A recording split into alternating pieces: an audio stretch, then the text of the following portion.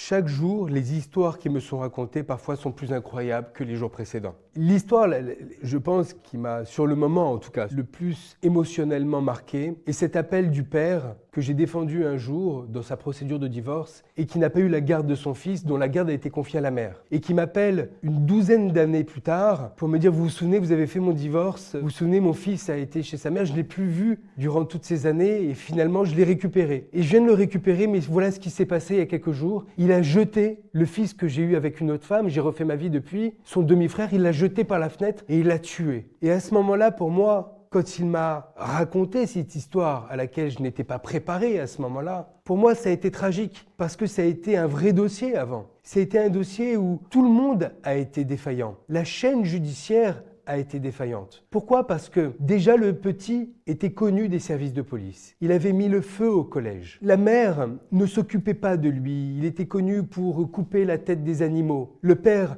malgré mes procédures devant le juge des affaires familiales, n'a pas eu la garde de son fils. Donc le juge a enlevé la garde au père. Quand le père m'a appelé pour me raconter que finalement ce petit qui avait 14 ans avait tué son demi-frère de 4 ans, pour moi ça a été une tragédie non seulement pour lui, mais une tragédie je dirais encore plus globale, encore plus générale, parce que finalement tout le monde a été responsable de cette tragédie.